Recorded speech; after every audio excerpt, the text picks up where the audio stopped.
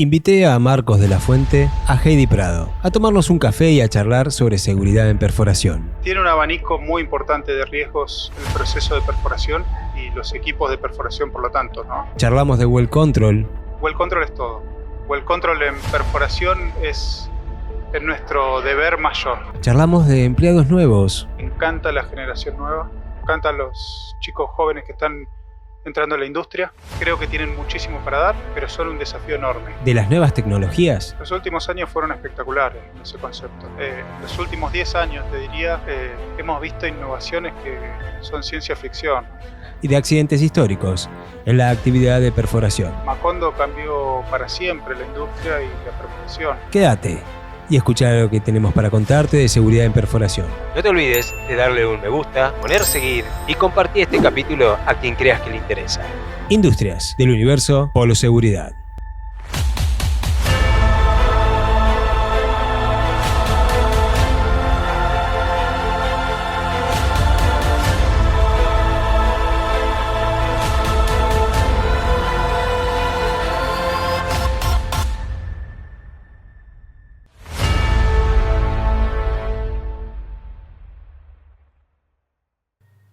Brevemente, para darle contexto al capítulo, te pregunto, ¿en qué consiste el proceso de perforación? El proceso de perforación es un conjunto de técnicas ya previamente diseñadas que nos permiten básicamente romper una roca que está bajo presión. En los poros de esa roca encontramos gas o petróleo, depende del tipo de pozo que estemos haciendo y lo que busquemos. Y a través de un equipo específico que particularmente está compuesto por una torre que tiene unos 40 metros de altura, más una subestructura con unos 10 metros más, circuito de pileta, sistema de bombeo, generación. Con todo ese conjunto de equipamiento y algunas herramientas especiales que son las que bajamos al pozo en forma de tubería, podemos perforar el yacimiento presurizado buscando la producción de gas y petróleo, que es lo que va a ser la etapa que nos sigue a la perforación. Ok, bien. ¿En qué consta ese equipo que mencionas? Bueno, el equipo, como te decía, lo más importante, lo más particular de un equipo de perforación está compuesto por la torre, que es lo característico. Es una torre con un conjunto de poleas, un sistema de transmisión, un cable, que lo que hace es brindarle rotación a una sarta en la que nosotros contamos con distintas herramientas en el fondo, conocidas como VHA o arreglo de fondo, que son los que permiten cortar esta roca, las arenas, las distintas etapas de la formación que vamos a ir atravesando hasta alcanzar nuestra roca objetivo o nuestra profundidad objetivo. ¿Y hasta dónde más o menos queremos llegar habitualmente? Hoy en día a Vaca Muerta estamos perforando pozos que están entre los 5.000 y 6.000 metros promedio de extensión. Ha cambiado un poco la dinámica de esto.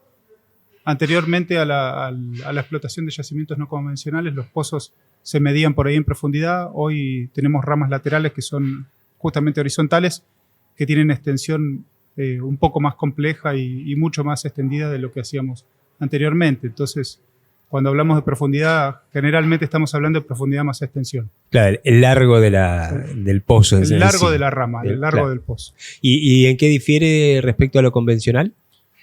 Tiene varias diferencias. La diferencia sustancial es el tipo de explotación que vamos a hacer de la roca.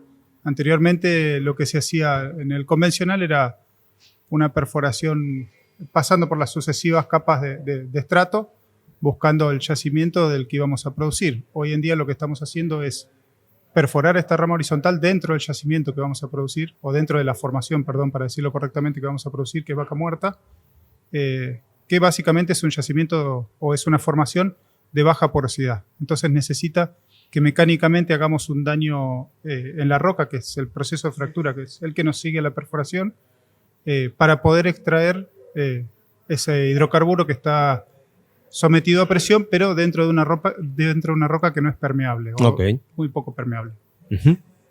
¿Y cuáles son los principales riesgos asociados en este equipo de perforación que mencionás, en todo el equipamiento que hay? Tiene un abanico muy importante de riesgos el proceso de perforación y los equipos de perforación, por lo tanto, ¿no? Los riesgos más críticos, más complejos, son los que están ligados al proceso de la perforación.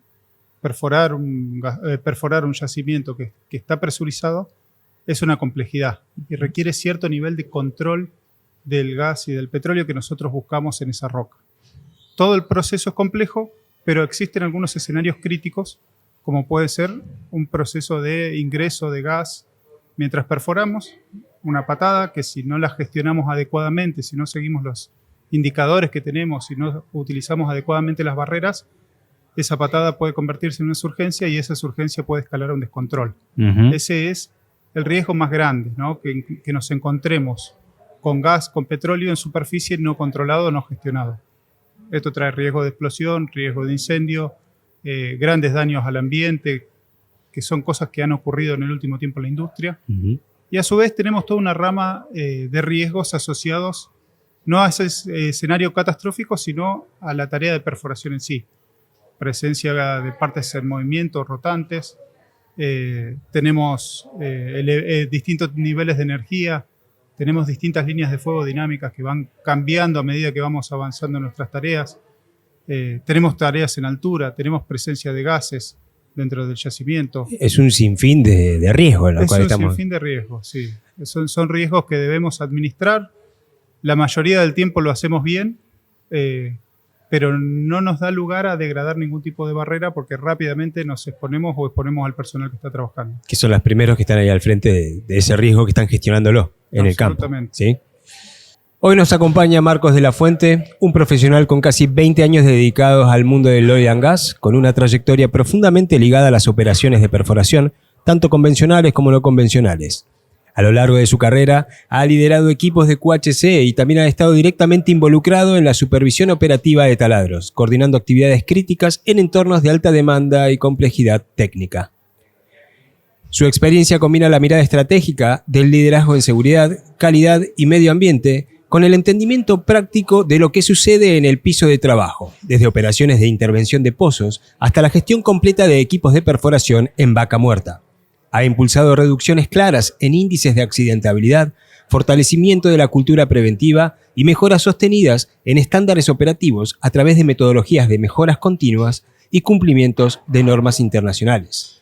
Marcos es licenciado en Seguridad e Higiene Laboral, egresado de la Universidad de FASTA, realizó un Executive MBA en ADN University y de la Universitat Politécnica de Cataluña y cuenta con una sólida base técnica en sistemas de gestión. Ha sabido integrar herramientas modernas, liderazgo en los frentes de trabajo y visión de largo plazo para desarrollo de equipos más seguros y eficientes. Marcos, la actividad de perforación está dentro de la industria del oil and gas, claramente. Pero, ¿en qué difiere respecto a los riesgos con otro tipo de servicios que tenemos en la oil and gas? Proyectos, obras, básicamente, ¿qué nos diferenciamos? Bueno, está dentro de la industria, comparte algunas cuestiones básicas de riesgo, como lo mencionamos antes, ¿no? Presencia de gases, trabajo en lugares remotos, son cosas en común. Presenta serias diferencias. Básicamente, un equipo de perforación es una estructura compleja, grande. En un rig move, en un DTM normal, de los equipos que están hoy en la cuenca, estamos hablando de unas 100 cargas que estamos moviendo casi cada 2 meses y medio, 3, dependiendo de la duración del pozo. Hoy un pozo dura aproximadamente 20 días. Son rápidas. El proceso se ha acelerado. Es un proceso continuo. No es un proceso de planta, sino que estamos en un sistema abierto en el que el pozo cambia.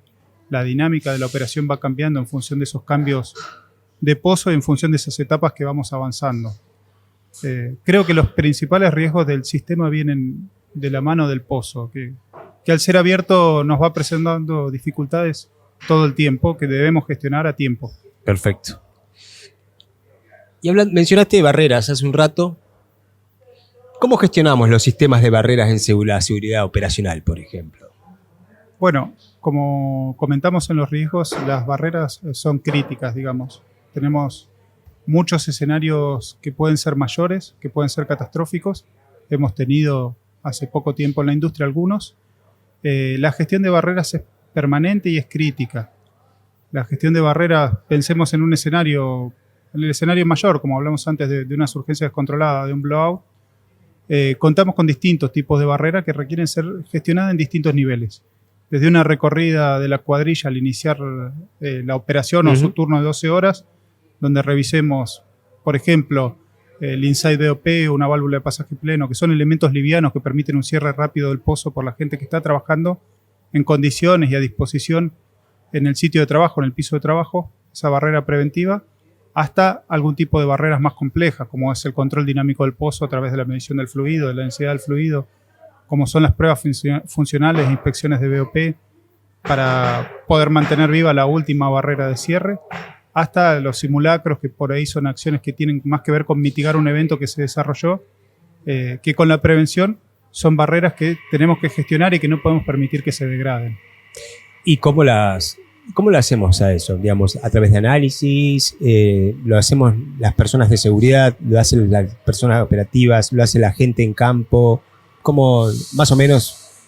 Bueno, existen distintos niveles, ¿no? De por sí necesitamos tener un riesgo evaluado, digamos, una gestión técnica de este tipo de riesgos y sus barreras asociadas. Así que existen metodologías como los UTAI, como los HACCP, que nos permiten gestionar los riesgos de forma integral y definir el tipo de barreras y el cuidado que vamos a tener con esas barreras, pero también existe una gestión muy activa de la cuadrilla, del personal que opera el equipo. Y esa es la función crítica que tenemos hoy en día. Básicamente, mantener la integridad de nuestras barreras es lo que nos va a permitir conducir este trabajo lleno de riesgos, muchos de ellos con un potencial tan grande, de forma segura. La integridad es una disciplina en sí misma, prácticamente, pero ¿cómo se evalúa la integridad de los equipos críticos de perforación desde el punto de vista de seguridad, de safety? Bien, ese es un tema que ha crecido mucho en los últimos años, ha mejorado mucho.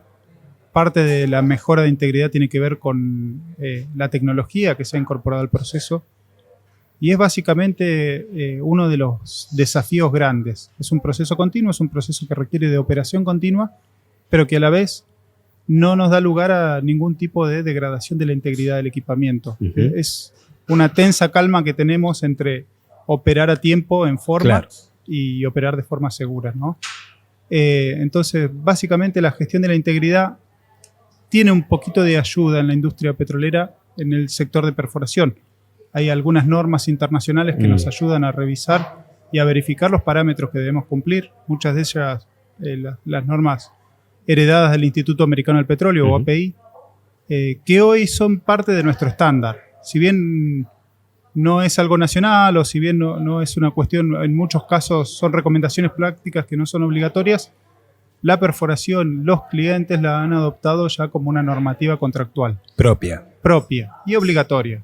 Entonces, eso nos ayuda mucho a gestionar nuestros activos en cumplimiento de esa normativa, que tiene mucho desarrollo y tiene mucha historia atrás.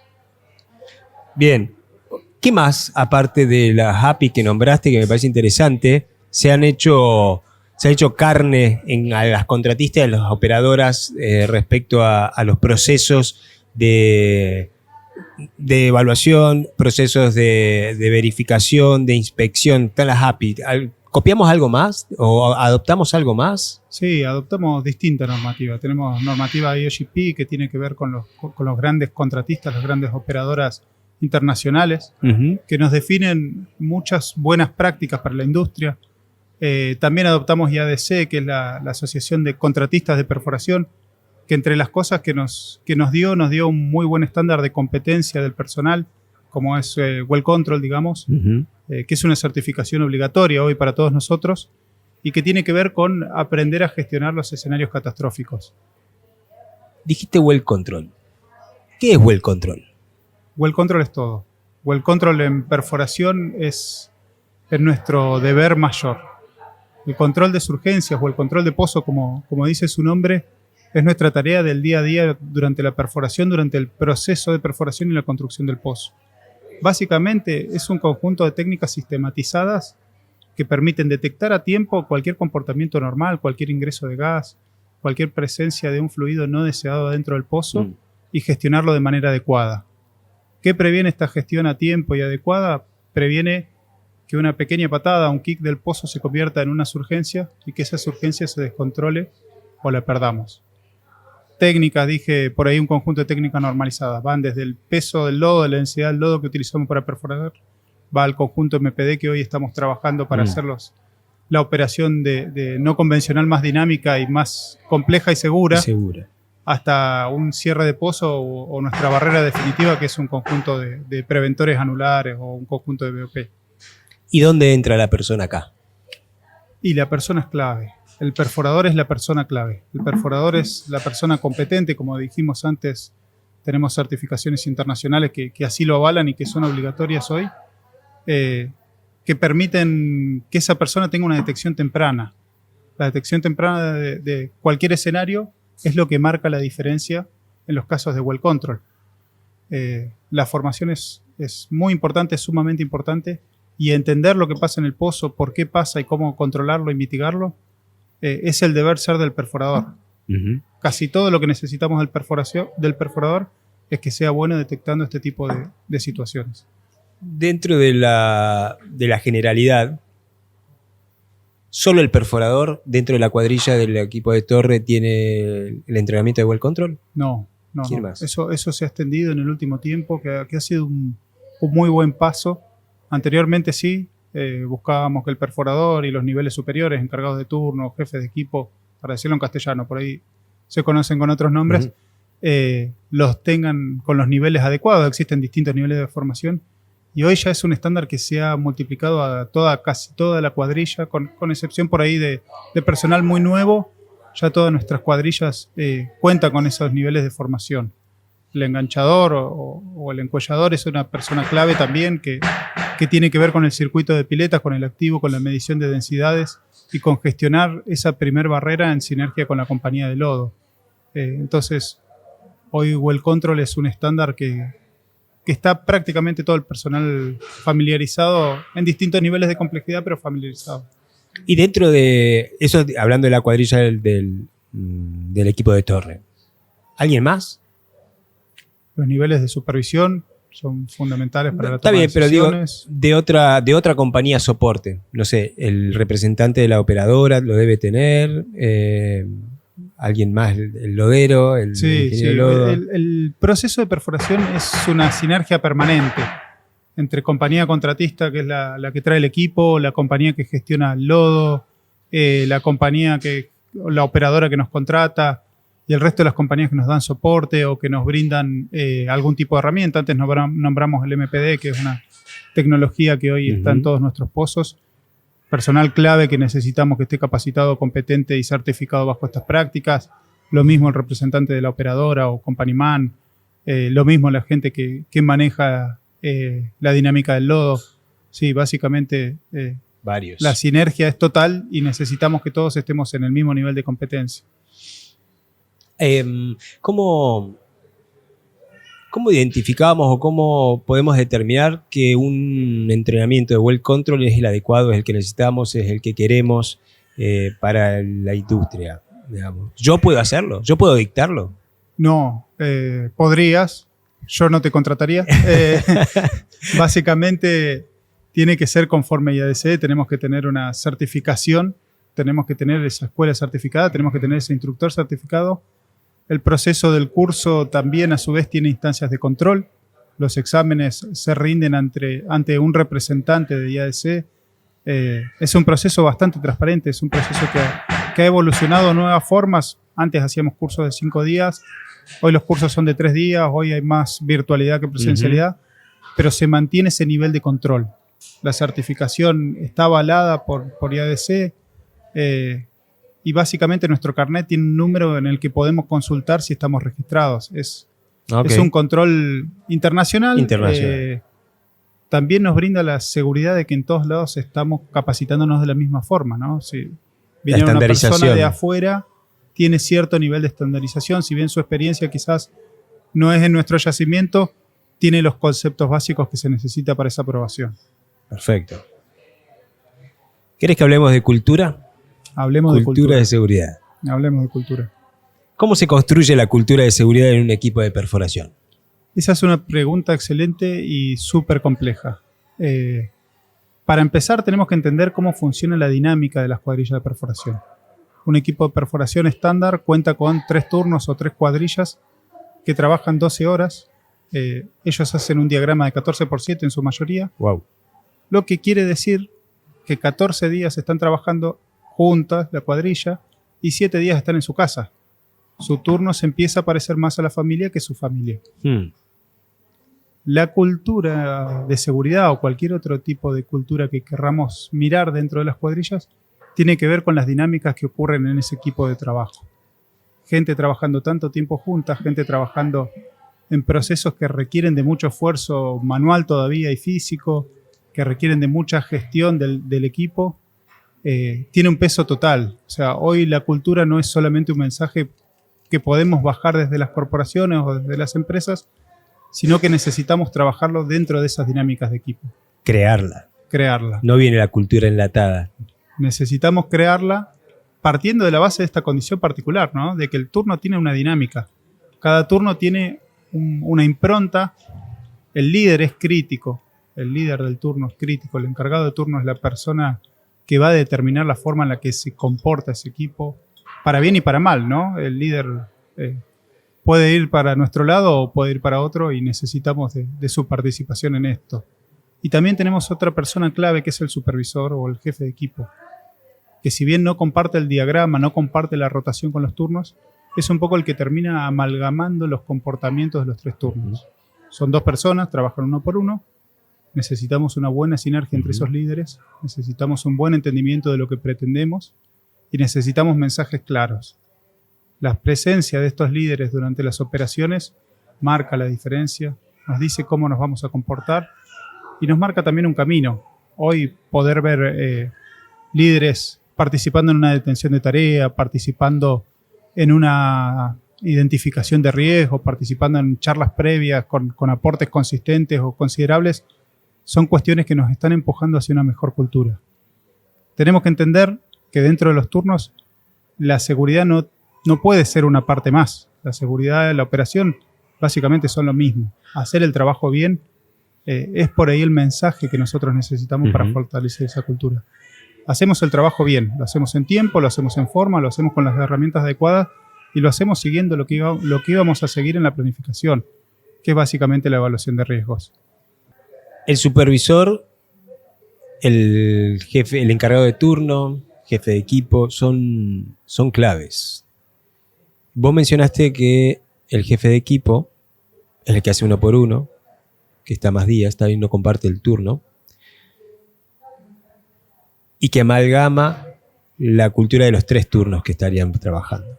Qué importante es la aprobación y el vínculo entre el encargado de turno con el jefe de equipo, porque va a ser el que último, el que va a aprobar o no, decir, che, esta no es la cultura que quiero, o esta sí es la cultura que quiero. ¿Cómo se da esa comunicación entre los mandos medios y superiores de campo, en este caso encargado de turno y el jefe de equipo, pensando en la cultura de seguridad? Bueno, esa comunicación y esa dinámica comunicacional tiene que ser potente, tiene que ser buena. De hecho, el jefe de equipo necesita irse a dormir a la noche y dejar al encargado de turno a cargo. Exacto. Entonces, el nivel de confianza que necesitamos generar o necesitamos apoyar y fomentar que se genere en esa dinámica laboral es absoluta. Y en ese nivel de confianza entra también la confianza de hacer las cosas bien, hacer las cosas como las dijimos o hacer las cosas como las identificamos. Básicamente, hoy la industria ha cambiado para bien en un montón de cosas. Hoy los eventos, los incidentes, las cuestiones que tienen que ver con la seguridad tienen mucho peso y son cuestiones que hay que explicar y por las cuales hay que dar respuesta.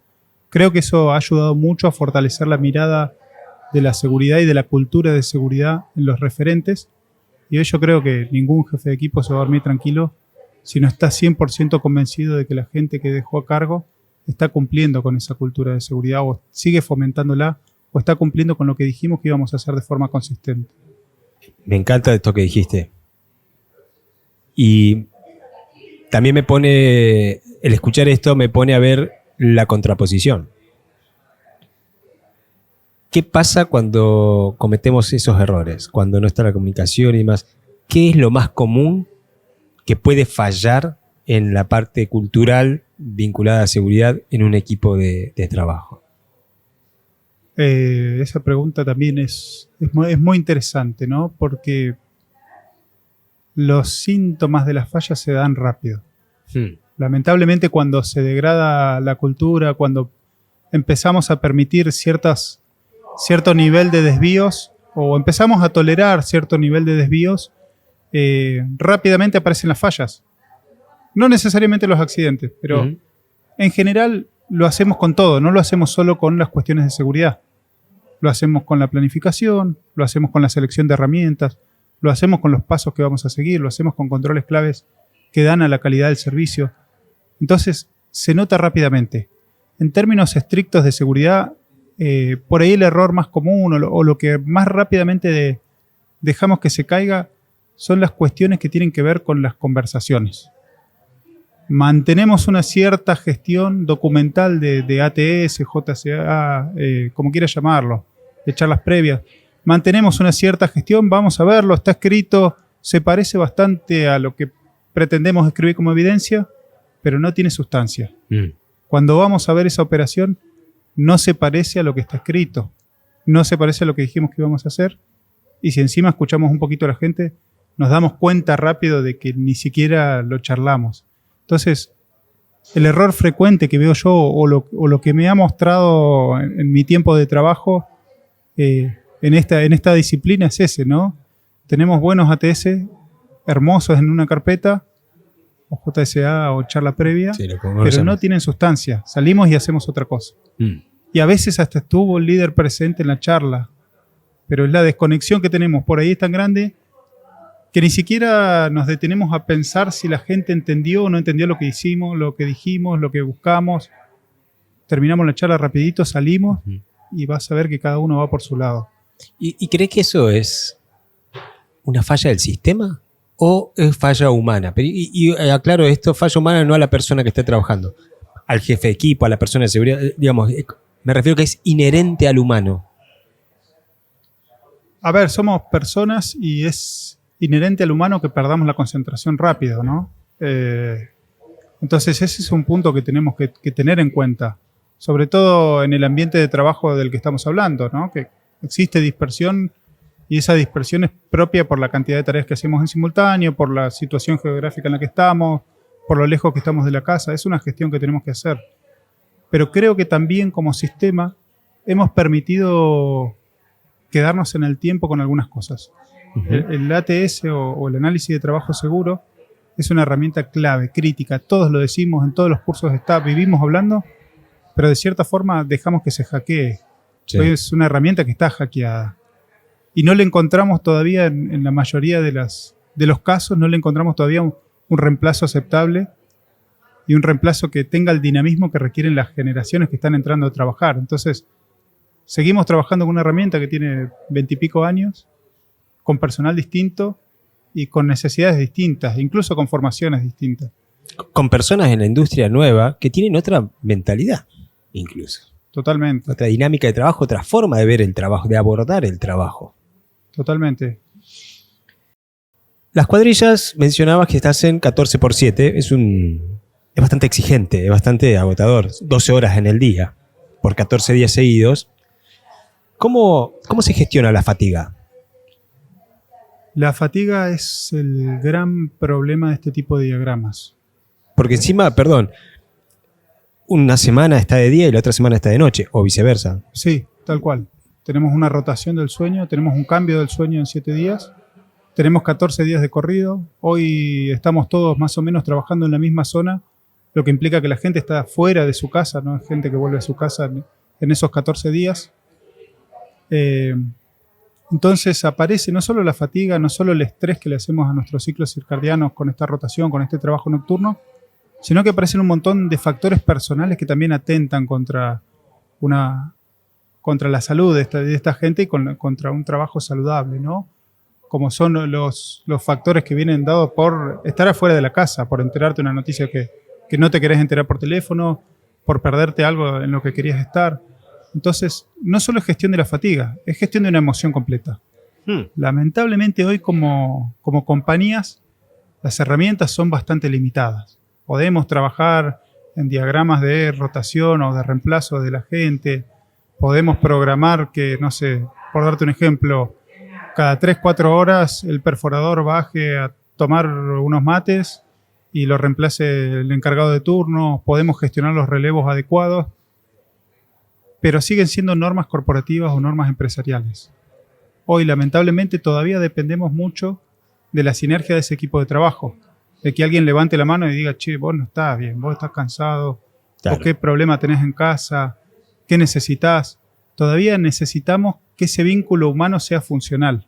Entonces, podemos hacer un montón de cosas, hacemos un montón de cosas o hacen un montón de cosas hoy las compañías respecto a instancias formales de rotación, respecto a hora del mate, respecto a tiempos de descanso, respecto a horarios para comer, ir escalonando los horarios para que Pero todos tengan... Incluso la calidad de los lugares donde pernocta la gente mejoró drásticamente. Absolutamente. Hoy incluso tenés equipos de perforación que tienen gimnasio. No lo usa por ahí el turno, pero sí lo usa la gente que vive ahí. O tenés complejos que tienen amenities que son realmente buenos. Sí. Esa es una mejora absoluta. Tenés lugares para cocinar. O sea, podés hasta mejorar la forma en la que comés. Que anteriormente era un bife, un pedazo de pan y no mucho más, ¿no? Entonces... Pero fíjate que así todo, fatiga sigue siendo un tema clave y crítico. Fatiga es un tema crítico.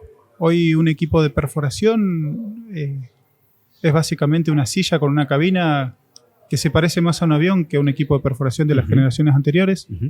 Entonces te encontrás que en un proceso de perforación normal, que no tenés mucho sobresalto, en etapas tranquilas del pozo, pasás 2 o 3 horas en un lugar calentito, cerrado, generalmente en silencio, con una tarea que es bastante monótona.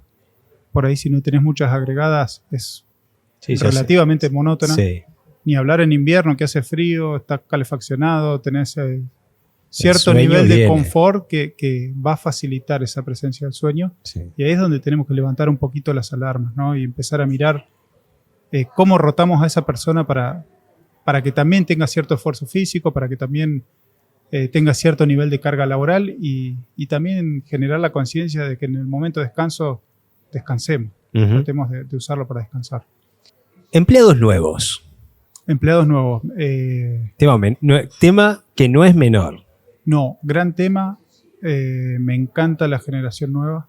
Me Bien. encantan los chicos jóvenes que están entrando a la industria. Creo que tienen muchísimo para dar, pero son un desafío enorme. ¿Y cómo los traemos? ¿Cómo los ponemos on board? Bueno, traerlos es fácil, es tentador a la industria todavía. Hay mucho interés para participar, ¿no es cierto?, de esta industria y de este contexto. Pero es absolutamente complejo. Hoy estamos hablando, sobre todo en el caso de gente que viene sin experiencia o gente que está ingresando al mercado laboral y está en sus primeros trabajos o en sus primeras armas. Necesitamos trabajar absolutamente su conocimiento, su competencia y seguirlos muy de cerca, ¿no? La integración tiene que ser muy cercana. Hablamos mucho de programas de mentoreo, buscamos mentores, buscamos gente que los guíe y poco nos hemos detenido a trabajar también en la formación de esos mentores. Creo que ahí tenemos mucho trabajo por hacer. La industria está creciendo, esto es un ciclo virtuoso, hay más trabajo, hay mejor calidad de trabajo, está entrando gente con buena formación en su mayoría, con una mirada más orientada a la tecnología. Estamos ante otro cambio generacional como el que nos tocó por ahí a nosotros en su momento, pero requiere que fortalezcamos absolutamente el conocimiento, y no solo el conocimiento en términos de HCE o de herramientas de HCE, sino tenemos que trabajar mucho el conocimiento técnico. La percepción del riesgo es básicamente conocimiento de la tarea. Sí. Yo no me puedo mover de esa idea. Entonces, el que no conoce no ve, es lo mismo. Sí. Entonces, creo que ese es el desafío, fortalecer en las competencias técnicas de la persona que está ingresando. Y volvemos al concepto esto de que seguridad y operación es lo mismo, y una tarea bien hecha es bien hecha, no es bien hecha sobre seguridad y mal hecha sobre calidad del servicio. Exacto. Es todo lo mismo. Sí, Entonces, es como el concepto el éxito de una buena operación no es que si la terminaste antes o con menor presupuesto, pero con 2 accidentes, sino es todo. Se cuenta todo. Hoy no existe esa dicotomía. Hoy la explicación es más grande por el accidente que pudo haber pasado, porque hoy estamos en esa instancia, lo cual es sumamente bueno. Hoy estamos trabajando en near misses, lo cual es sumamente virtuoso, y explicando esos desvíos. Entonces, hoy una operación integral tiene todo, tiene tiempo, tiene forma, y la forma es esto, ¿no?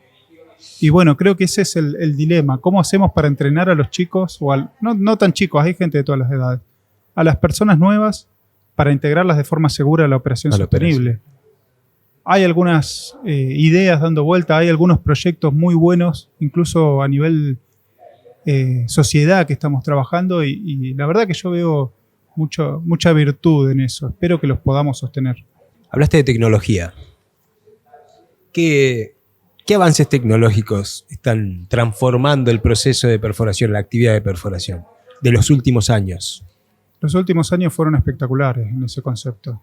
En los últimos 10 años, te diría, hemos visto innovaciones que son ciencia ficción. Tenemos equipos que tienen domótica, robótica incorporada. Tenemos herramientas que se manejan a distancia y que permiten alejar a una persona de la línea de fuego, como Iron Ragnar, llaves de poder, por decirte alguna marca, ST80 o ST100 o TM100. Son llaves que hoy hacen la función de la persona que está en la primera línea de fuego. Que va a ser el eslabón más débil de todo el proceso. Y que fue toda la vida. Hoy lo manejamos de forma robótica, a distancia. Tenemos predicción, tenemos controles que predicen situaciones de pozo. Tenemos controles que predicen la activación de las bombas en forma escalonada. ¿Está vinculado a inteligencia artificial de la electrónica de los equipos? Sí. ¿Sí? Sí. Tenemos una generación de equipos espectaculares. Esto es muy bueno, tiene sus bemoles, ¿no? Porque es muy bueno para las contratistas que trabajan con operadoras líderes y que están dentro de ese circuito y crea un gap enorme con por ahí empresas más pequeñas o con otro tipo de requerimientos. Uh-huh. Pero la tecnología está llegando a Argentina, está acá. Vaca Muerta es un faro súper importante para eso, para las compañías internacionales, y hace que el trabajo sea más rápido, pero a la vez más sostenible. Es mejor. Ya vamos cerrando un poco y tengo 2 preguntas más. ¿Algún accidente histórico en la industria, no necesariamente en Neuquén, pero que haya marcado un nuevo rumbo vinculado a la perforación? ¿Recordás? Sí, Macondo. Macondo cambió para siempre la industria y la perforación. Ocurrió en 2010. ¿Qué cambió? Macondo tuvo que ver con la degradación de muchas barreras al mismo tiempo. Ok. Provocó un derrame de casi 5 millones de barriles durante más de 60 días y 11 personas muertas. Fue una catástrofe ambiental en el Golfo de México y nos permitió incorporar algunas cuestiones. Básicamente desarrolló la industria APIQ2, que es una norma que gestiona la calidad específicamente para este tipo de servicios, y además nos obligó a traer desde la química la mirada o el marco de seguridad de procesos, que era algo que no estaba tan manifiesto en nuestra industria y en nuestro servicio. Entonces nos obligó a controlarnos a nosotros mismos de otra forma. Fue una catástrofe absoluta, pero trajo una mirada sistémica de los problemas. Aprendimos de eso. Aprendimos muchísimo y levantamos muchísimo la exigencia de estos tipos de servicios. La última. Y esto es para mí. Y algo mencionaste en la charla. Permisos de trabajo, ATS, JSA, charla de 5 minutos. El sistema combinado de seguridad, de la documentación de seguridad, ¿sigue funcionando como inició hace 20 años? ¿Necesitamos cambiarlo? ¿Qué opinás? La respuesta corta es no. No sigue funcionando como esperábamos o como lo planteamos o como lo heredamos, porque tampoco lo planteamos, por ahí lo heredamos y tratamos de impulsarlo de otra forma. Antes la discusión era hagámoslo, llevémoslo adelante, conduzcámoslo. No teníamos nada, algo había que hacer. Algo había que hacer y funcionó. Nos metió a todos. Estoy de acuerdo. Nos metió a todos en un proceso de planificación, porque básicamente es eso, es decir, ¿qué vamos a hacer? ¿Quién lo va a hacer? ¿Qué herramientas necesitamos? ¿Cuáles son los cuidados? Funcionó, pero bueno, por ahí creo que ya lo dije antes. Entiendo yo que el proceso está hackeado. Entiendo que perdimos mucha sustancia, que perdimos mucho cuerpo de un proceso que es crítico. Y también soy muy autocrítico de eso, ¿no? Porque dejamos de pensar en nuevas metodologías, dejamos de pensar en nuevas herramientas. Hablamos un poquito de que había cambiado la generación, de que hay gente con otras necesidades hoy. Por ahí los criticamos, decimos, bueno, no se conforman con nada, no les gusta nada.